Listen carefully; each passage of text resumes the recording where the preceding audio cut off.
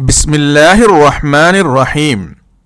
Spiritual Message of Islam by Khwaja Habibullah Shah Alaihi Rahma. Chapter 6.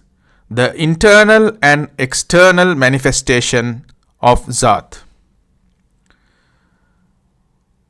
وَقَدْ خَلَقَكُمْ أَطْوَارًا. Indeed, He has gradually created you by various stages. Holy Quran, Chapter 71, verse 14. Devolution takes place in 6 stages, from Zat to Sifat, from the essential reality to attributes, then to Asma, the names, and to Af'al, the actions, and then to Asar, the appearance, and after that to Ajzam, the body, and finally culminates in man.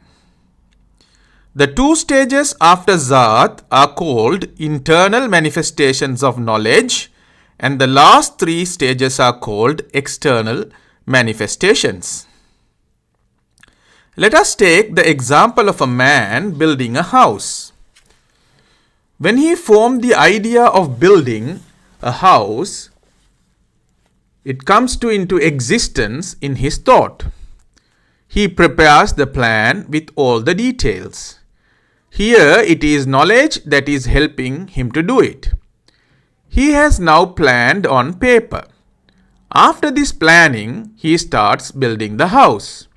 He builds the house with bricks and earth and completes it. The idea formed to build the house could be compared to God's intention to create, that is Lahut. The detailed planning in the mind could be compared to Jabarut. The paper planning could be compared to Malakut. The completed house could be compared to Nasut. The state of mind of the architect when there is no idea or plan in his mind of the building could be compared to Hahut. This comparison is given only for easy understanding. May Allah forgive us for trying to explain with this example, for the reality of Zat is beyond any comparison and any explanation. The Holy Quran says, لَيْسَ كَمِثْلِهِ شَيْءٌ. Nothing is as His likeness. Holy Quran, chapter 42, verse 11. It is therefore a fallacy to search for examples to be convinced about Allah or to realize Him. No one, even the prophets, can have the strength to fathom the absoluteness of Allah.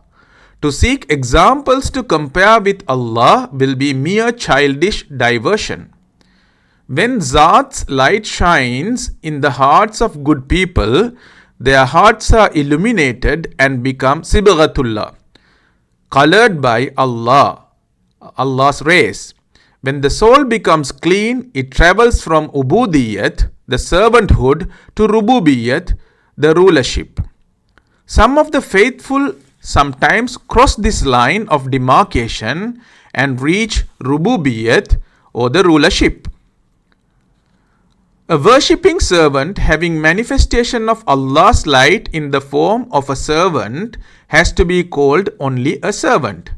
And we ought not to confuse ourselves by naming the servant with Allah's attributes as Allah and vice versa.